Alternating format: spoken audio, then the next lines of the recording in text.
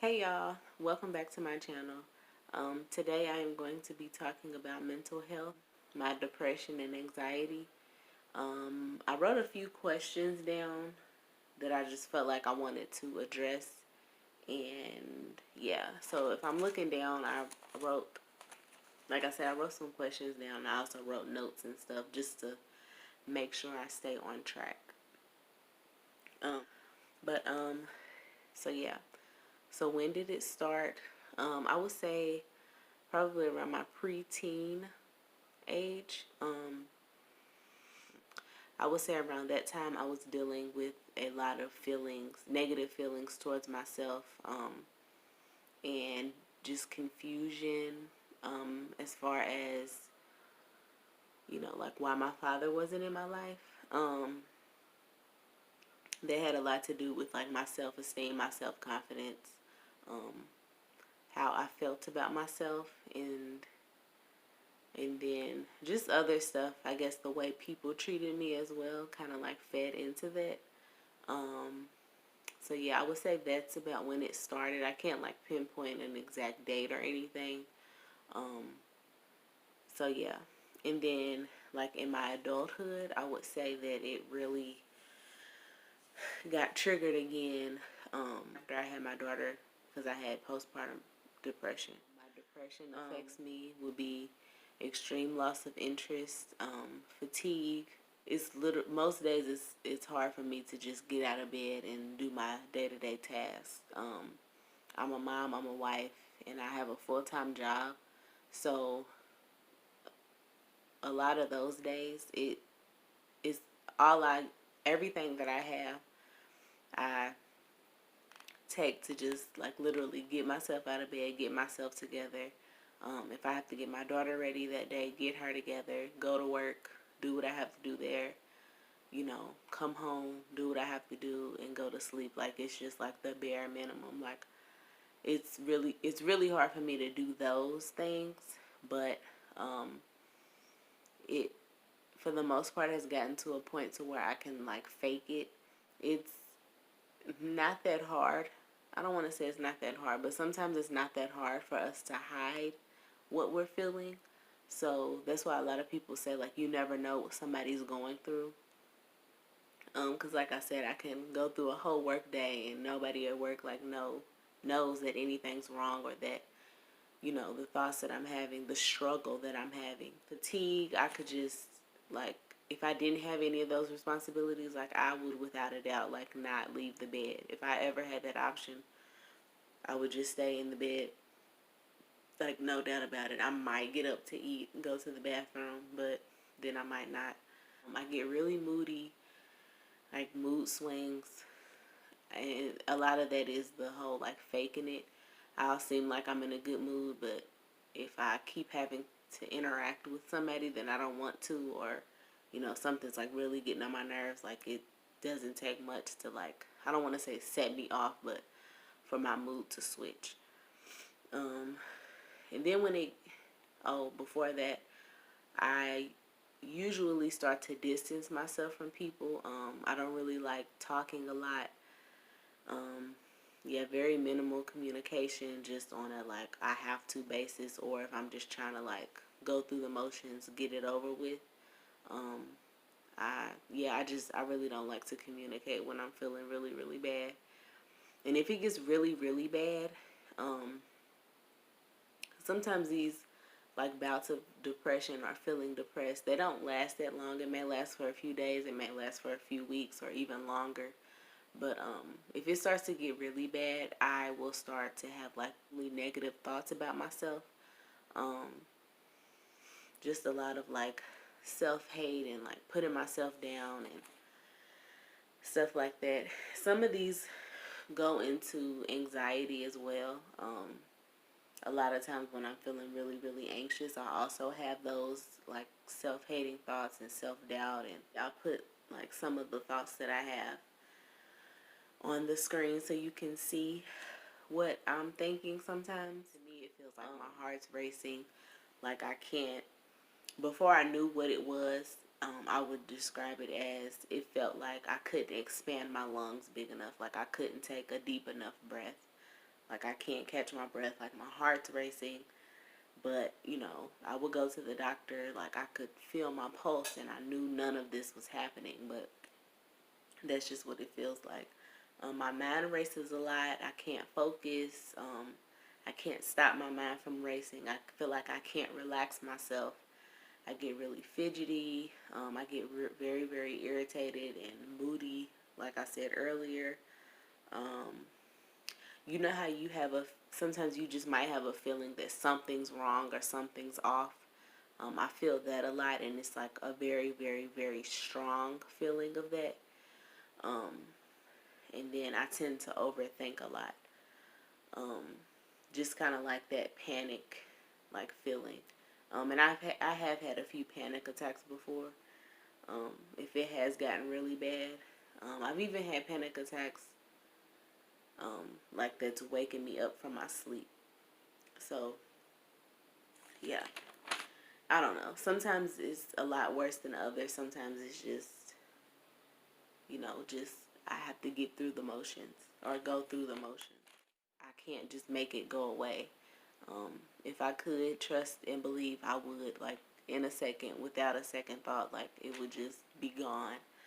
I don't like to deal with these feelings, this issue. Like, I don't enjoy it. Like, there's nothing really enjoyable about it. There's days where I'm having a perfectly good day or a good weekend or a good week, and then the next day I wake up and it's there. Like, that dark cloud is there, and there's like really nothing I can do about it but to deal with it. Um, and I've heard this so many times from people, but I wish people would understand that praying does help, but it's not a cure. You can't pray it away. Like, it's not just gonna go away magically. If that was the case, then I wouldn't suffer from depression, and I wouldn't have anxiety. It's just that simple. It's hard to deal with, and it's hard to explain. Um, I'm trying to be more vocal about my mental health issues with people, but then in the same token, it's hard for me to talk about to people because a lot of people, especially to me, a lot of black people, like, don't understand it. They don't get it. I get a lot of the response of just pray about it, it'll go away, or, it'll get better, stuff like that. And it's just not that simple. Like, that's just not the case. It's really hard to explain to people that don't have to deal with it, that don't have those thoughts, to try to get somebody to understand, why you think the way that you think, why some days you wake up and you're just not in a good place. Like, it's hard to explain to somebody, and you can't even explain it to yourself. Like, I can't make it make sense to me, so it's extremely hard for me to make it make sense to you. Like, I have a lot of issues in social situations, so I might go into it like feeling pretty good about it, feeling good about myself, and then I'll do something like go look in the mirror, or go to the bathroom, and then while I'm washing my hands I look at myself in the mirror, and I realize, like, my hair looks a little bit different, like it maybe got messed up, or like the lipstick that I tried to wear didn't look right, or something like that. And then it just begins the whole, like, why did you think this would be okay? Why did you think you looked okay? Like, why did you think this was a good idea? Stuff like that. It just comes out of nowhere, and I mean, you can try to ignore it, but I mean, sometimes you can't. Sometimes it's just too much to deal with, and it's hard to just, like, fight that sometimes. It's draining to do that.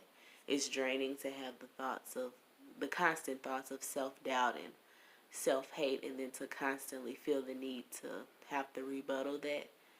It's just draining, and sometimes it just can't be done. I wish there was a way to get people to understand that. And the last thing that I wish people knew is that we need your support. The last thing that I wanted to say, that I wish people knew and understood, is that we need your support. I do get that not everybody understands it. You know, not everybody goes through it or knows anybody who has. But, you know, if you know somebody who's struggling with it, like, we do need your support, especially on those days where, you know, you start pushing people away, you don't want to talk, and you start closing yourself out from other people, you know, from your surroundings. Like, that's, to me, that's when it starts to get really, really bad. And when you constantly keep doing that, like shutting yourself out, a lot of times you don't really realize what you're doing.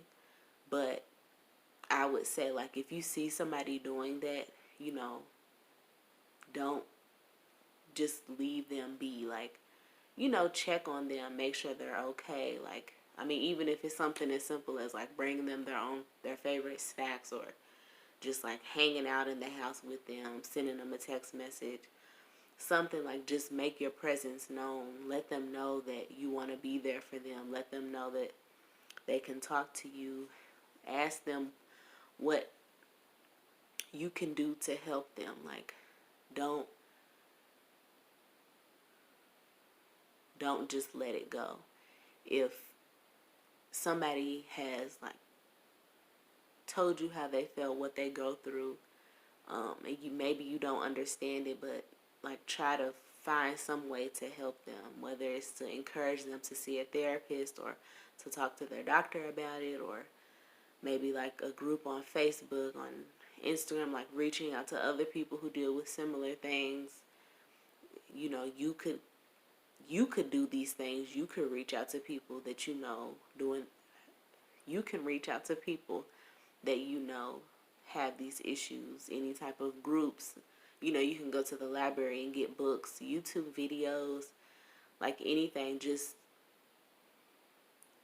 educate yourself so that you can help them, so that you see the signs, and you know, you can try to gain a better understanding. um, I can say for myself, like, it's hard letting someone in. It's extremely hard for me to like talk about this to people, to let people that I've known, you know, my whole life, most of my life, that I have these issues. Like, it's, to me, it's still like a secret. Like, you know, a lot of people don't know. But it's been hard in the past where I've like let somebody in, let somebody know, and then they don't like really like do anything about it. Um, you know, it hurts. So if you can do something, I would like highly suggest for you to do it. Do it in some type of way. The person may not, you know, immediately like snap out of it, but you know, when we come out from the dark place, you know, we'll remember that, and maybe the next time if we start to feel bad, we'll reach out to you before it gets to that point, or you know, to know that you have that extra person that you can confide in. That means a lot. Um, yeah, I think I covered everything that I wanted to cover in this video. You know, if you have any questions or comments, whatever, please leave them in the comment section below. I appreciate you guys watching. Please subscribe to my channel, like this video, and I will see you guys next time. Bye.